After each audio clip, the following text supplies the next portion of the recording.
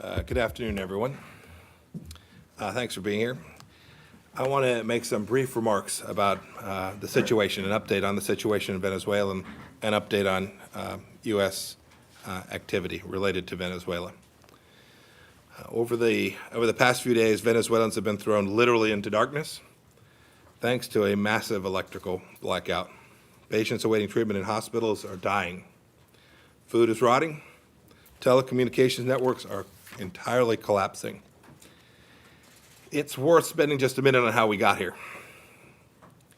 Nicolas Maduro promised Venezuelans a better life in a socialist paradise. And he delivered on the socialism part, which has proved time and time again is a recipe for economic ruin. The paradise part, not so much. Just consider the facts. The World Bank ranks Venezuela's business environment 188th out of 190 countries. Only Somalia and Eritrea are worse. The United States did not do that. The expropriations of land and industry and an end to the rule of law did that. Agriculture production is down 70% since 2006. Manufacturing down by 75%. Oil production down by half since Maduro took power in 2013. The United States didn't do all that. Maduro did that.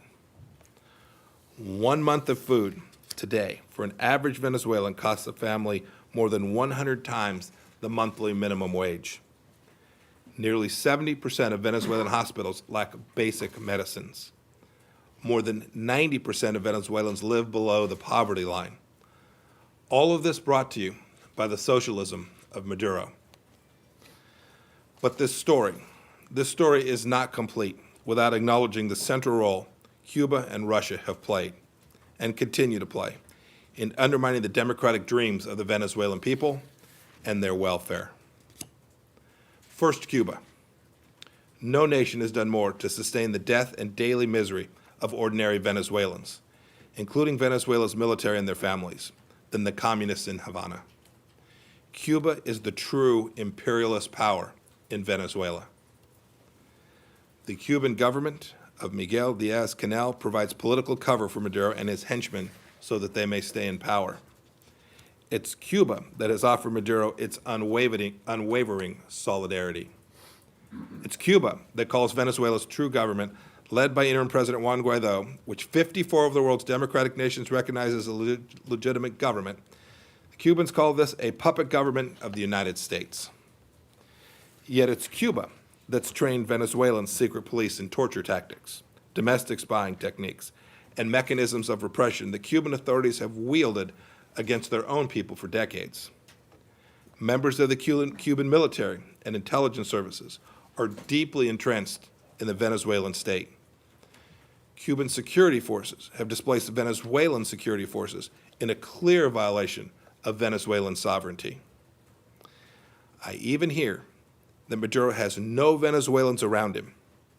Many of his personal security and closest advisors are acting not at the direction of the Venezuelan people, and frankly, perhaps not even at the direction of Maduro, but rather at the direction of the Cuban regime. They provide physical protection and other critical material and political support to Maduro and to those around him. So when there's no electricity, thank the marvels of modern Cuban-led engineering. When there's no water, thank the excellent hydrologists from Cuba. When there's no food, thank the Cuban communist overlords. Why is Cuba asserting so much influence in Venezuela? What's in it for them? Follow the ideology, follow the corrupt elites, and perhaps most importantly, follow the money. Cuba's communist revolutionaries share a natural affinity with Maduro's socialists. They both disdain private property rights, the rule of law, and free and fair elections.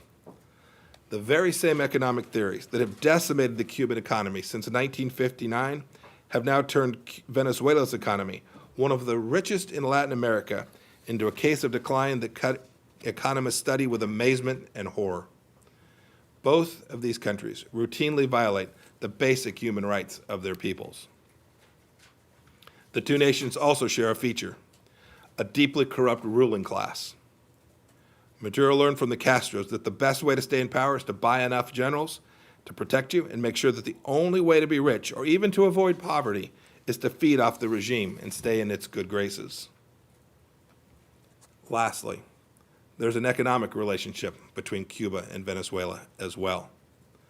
The Maduro regime sends up to 50,000 barrels of oil to Cuba per day, and Cuba needs this cheap Venezuelan energy to prop up its tottering socialist economy, while Maduro needs Cuban expertise in repression to keep his grip on power. That's a match made in hell. Russia, too, has created this crisis. It, too, for its own reasons, is thwarting the Venezuelan people's legitimate democratic hopes and their dreams. Moscow, like Havana, continues to provide political cover to Maduro regime while pressuring countries to disregard the democratic legitimacy of the interim president Guaido. It's Russia that vetoed the UN-sponsored resolution on Venezuela in the Security Council on February 28th. This UN Security Council resolution called for unhindered access and delivery of assistance to all those in need and supported the restoration of democracy and the rule of law in Venezuela. It's Russia that chose, rather than supporting this noble goal, it instead put forward its own resolution that served no purpose other than to bolster the illegitimate Maduro regime. Fortunately, the international community sharply rebuked Russia for this critical circus. Russia scrounged only 4 votes from the 15-member UN Security Council. Russia claimed at the UN that humanitarian aid deliveries were merely an attempted illegal border crossing for the delivery of unknown cargo. The world knows what was really going on that day. Russia has also used its state-sponsored disinformation organs like Russia Today and Sputnik to divert attention from the humanitarian disaster of the Maduro regime. Russia has spent an enormous amount of money in Venezuela to support close ties with the regime. Russian loans and investments in Venezuela total more than $17 billion. Russian companies continue, to this day, to try to help the Maduro regime turn the country's gold reserves into cash, further squandering the assets of the Venezuelan people, assets they will need to rebuild their future. Russia's state-owned oil company, Rosneft, continues to purchase crude oil cargoes from PDVSA, Venezuela's state-owned oil company, in defiance of U.S. sanctions. And Rosneft's CEO, Igor Sechin, continues to throw a lifeline to the regime. Recently, Sechin ordered Rosneft to sell even more oil to the Maduro regime. You'll recall that PDVSA was once known as the crown jewel of the Venezuelan people. PDVSA is today now a personal ATM for the Maduro regime and for Russian oligarchs and kleptocrats. And Russia, too, has provided the Chavez and Maduro regimes with large quantities of arms, including 5,000 portable air defense systems and other forms of lethal assistance. The Kremlin is standing with its Venezuelan cronies against the will of the people of a sovereign nation to protect a Moscow-friendly regime. It's worth taking just a moment to compare Cuba and Russia's malign actions with what the United States has done. The United States has recognized Juan Guaido as the legitimate president of Venezuela and used diplomacy to convince other countries to do the same. Today, over 50 nations have made this proper choice and formally recognized Juan Guaido. We've given more than $195 million to help Venezuelan refugees, including $152 million worth of humanitarian assistance and $43 million in economic and development assistance. We've made sure that wealth derived from Venezuela's precious resources goes to the people instead of lining the pockets of the Maduro mafia. The United States has revoked more than 250 visas for individuals responsible for undermining Venezuela's democracy and those who benefit from the regime's corruption. And just today, we sanctioned a Moscow-based bank jointly owned by Russian and Venezuelan state-owned companies that is helping perpetuate the misery in Venezuela by doing business with PDVSA. The nations that support Maduro are, by the nature of this illegitimate regime, carrying out the very foreign interventionism of which they accuse others. Today, the United States is drawing a clear line between those who aid the forces of repression and those who give life to the Venezuelan people's democratic dreams. There is no ambiguity here. about the truth. Thank you. Happy to take a couple questions. Okay, so we have time for 2 questions. Let's go with Associated Press. Matt Lee. Thank you, Robert. Yes, Thank you, sir. Mr. Secretary. Matt? Hope you have a good trip to Texas tomorrow. Thank you. You mentioned that Russia was able to get only 4 out of 15, 4 votes in favor of this resolution of the Security Council. But there are other people who point out that you've only gotten 54, or Interim President Guaido has only got 54 countries out of 195 or so in the General Assembly. You know, we're talking roughly about the same. So, are you satisfied with the pace of the momentum behind Guaido and his leadership?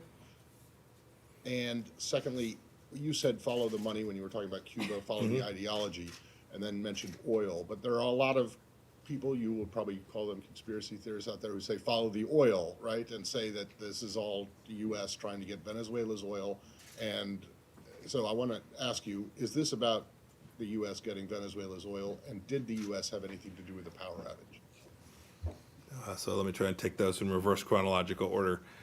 With respect to the power outages, those are a direct result of years and years of neglect to the Venezuelan energy system. You can talk to any international energy expert, they've seen it.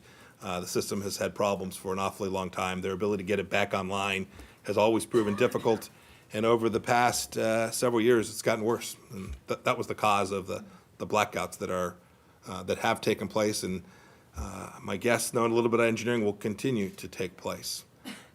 Second question was, what Matt, remind me what the second one was. The first one was about, were we satisfied with oil? We're trying to get the oil for the Venezuelan people. Not for the Venezuelan people. We are attempting to restore basic rule of law, transparency, democracy, and the wealth that sits in the property basin of Venezuela is for the Venezuelan people. And then the pace of And the pace of, the first question is the pace of change. We always wish things could go faster, but I'm very confident that the tide is moving in the direction of the Venezuelan people, and will continue to do so. It doesn't take much for you to see what's really going on there. The circle is tightening. The humanitarian crisis is increasing by the hour. I talked with our senior person on the ground there in Venezuela last night at 7 o'clock or 8 o'clock last night. You can see the increasing pain and suffering that the Venezuelan people are suffering from. It is democracy and the rule of law and the interim President Juan Guaido that offer the best opportunity for the Venezuelan people to turn the tide and regain the greatness of Venezuela. And the OAS, the Lima Group, with the United States in support, aim to help them achieve that. Thank you. New York Times, David Sanger. Your support of Juan Guaido was early, and I'm wondering if you could talk to us a little bit about what you've been doing since that time. First of all, are you providing him with any personal protection? I know that Mr. Bolton issued a warning when Guaido went back into Venezuela about his personal safety. We're wondering if you're doing for him what the United States did in past years in Afghanistan and elsewhere where the U.S. was central to providing their protection. I'm wondering if you're doing any other steps that could be viewed as ways of consolidating his power.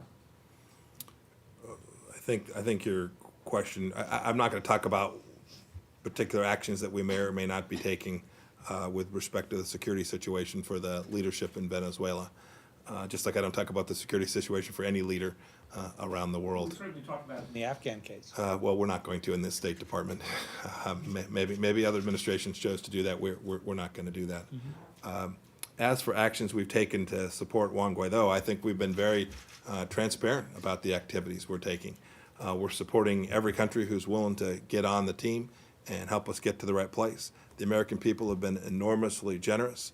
If you looked at our budget, we've asked for up to $500 million to help Venezuela in the year ahead if we get to the right place where that kind of level of resources need, a very significant level of American resources. We're beginning to build out a coalition that will provide its resources as well, because it won't be an America alone proposition to restore the economy of the Venezuelan nation.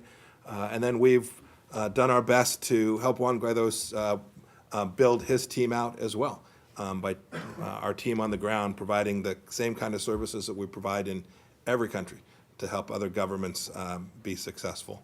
And we'll continue to do that as long as our team is there inside of Venezuela. Wrap it up there, Mr. Secretary. I'll take one more. Thank you. Leslie Rotten, Reuters. Thanks. Hello, Mr. Secretary. Hi, how are you? A couple of questions. The one is, which other countries in the world are hiding Venezuelan assets? Number two, you met with the Indian Foreign Secretary today. Did he agree to stop buying oil from Maduro's government? They said they were going to, they've told us that they were going to talk to you about this very issue. So what exactly are you asking of them, and have they agreed? Yeah, so we're asking the same thing of India as we are of every country. Do not be the economic lifeline for the Maduro regime. So we talked about today. I certainly won't characterize the conversations or private conversations, but I'm very confident in the same way that India has been incredibly supportive of our efforts on Iran. I'm confident that they too understand the real threat to the Venezuelan people. And so we had a good conversation around that. And in terms of which other countries are hiding assets, I assure you that those countries will know. But I'm not going to share that with you today, because if I mention them here today, goodness knows how many of them will end up inside of Russia. We do not want assets that are around the world taken and transferred to Russia, where they'll be hidden in the very way that I described in my opening remarks today. We have a handful of countries that are providing aid and comfort to the Maduro regime at enormous expense to the people of Venezuela. And we want to make sure that the resources that the Venezuelan people are going to need after Maduro leaves, we want to make sure those resources are available for the Venezuelan people and not shipped off to Cuba or to Russia or to Iran. Great. Thanks, everybody. Thank you, everybody.